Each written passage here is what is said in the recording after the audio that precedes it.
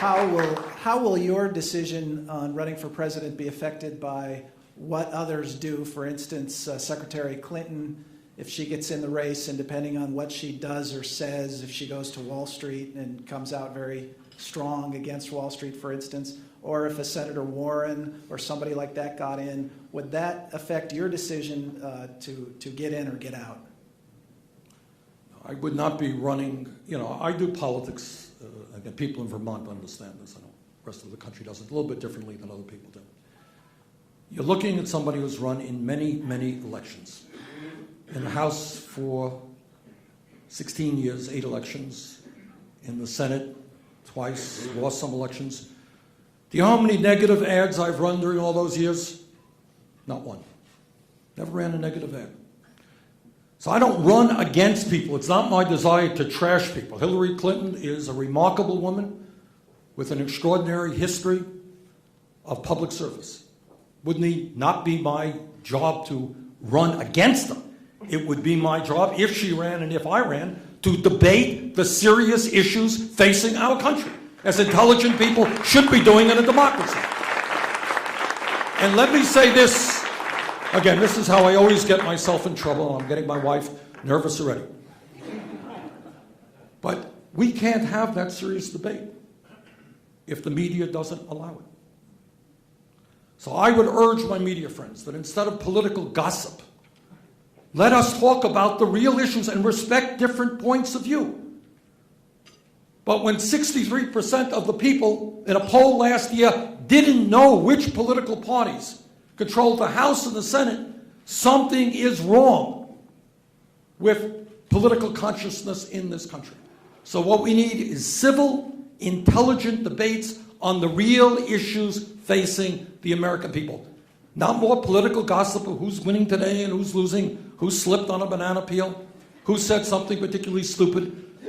Sure, I did today, it'll be, but let it be.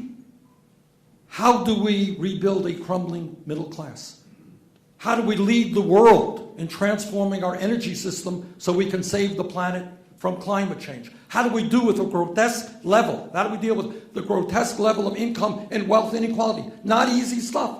How do we do it? Those are the issues that serious people should be talking about.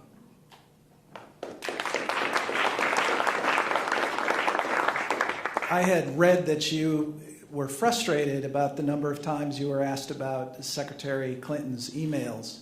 And I'm wondering if you view that as just a total tempest in a teapot, or is there some real transparency issues about how government operates at the core of this that people like yourself should talk about?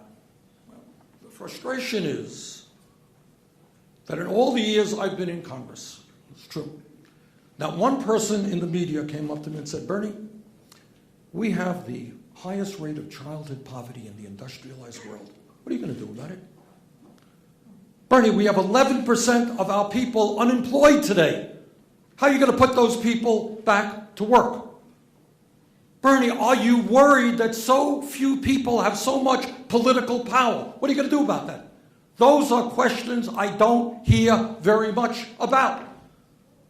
So in terms of, I don't know a whole lot about, I know what you know, what you read in the newspapers about the emails. I really don't know what the rules are in terms of the Department of State. But frankly, from the calls, I just mentioned, asked my person at the front desk, how many calls are we getting on Hillary's emails? You know what the answer was? In Washington, D.C., 0. Not one of the major issues facing me.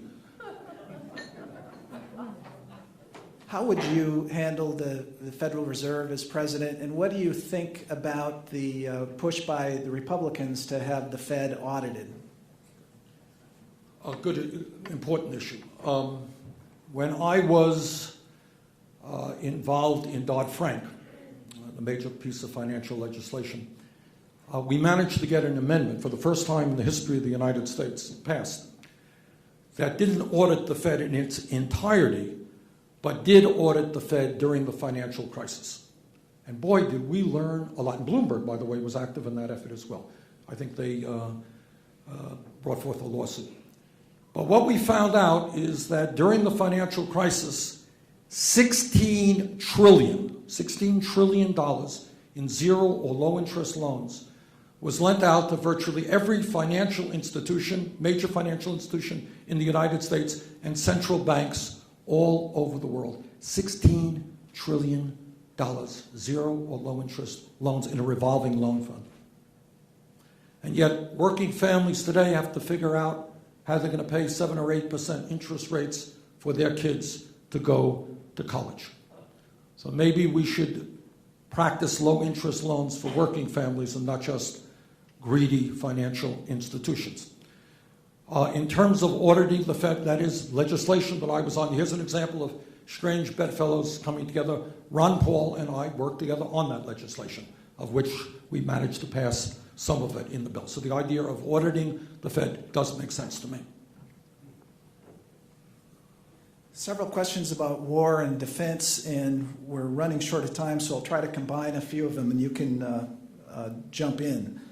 You've opposed the wars in Iraq and Afghanistan. If you were president, how would you have responded to the attacks of September 11th, 2001? That's one question. And another questioner notes that you are a big advocate of cutting defense spending, yet this person also believes you're a supporter of the F-35 program, which has come under a lot of criticism as being wasteful. So how do you reconcile that? So F-35 and September 11th. First of all, I voted for the war in Afghanistan. Whether history will recall that as the right vote or not, I don't know, but I did. And the reason I did is obviously we knew, or at least had a pretty good idea, who led the attack on 9/11, Osama bin Laden. He was being harbored in Afghanistan. They refused to give him up, and I supported our troops going in there. I did not know then that that war would go on and on and on. That I didn't know. I strongly opposed the war in Iraq, and I think history will recall that as the right vote. Now, how you deal with ISIS is a difficult issue. None of these issues are simple, and anyone who jumps up and thinks they have the magical solution is usually very, very wrong. But this is what my fear is. We have been in war in Iraq and Afghanistan for over a decade. The cost of that war in human life and suffering and financially has been very, very heavy. I strongly, strongly fear that some of my colleagues are hell-bent in getting us involved in never-ending wars in the quagmire of the Middle East. And I will do my best to oppose that. Now, right now, what you have is a situation where, as an example, Saudi Arabia, some of you may know, is a country controlled by a multi-billion-dollar family, one of the wealthiest families in the world. Turns out that Saudi Arabia has the fourth largest military budget in the world. They have a large military budget. Now, why in God's name is the United States contemplating sending combat troops into Iraq again when you got the Saudis sitting there watching us do that? I think what you have now in the Middle East is, in fact, a war for the soul of Islam. What will Islam be? Will it be the peaceful religion that many believe it to be, or will it be an ISIS form? And I think it is absolutely incumbent for Saudi Arabia, for Qatar, for Kuwait, for Jordan, for the countries in that region to get actively involved in that effort against ISIS. I think the United States and Western Europe should be supportive of their effort. But I do not believe that the United States should lead that effort.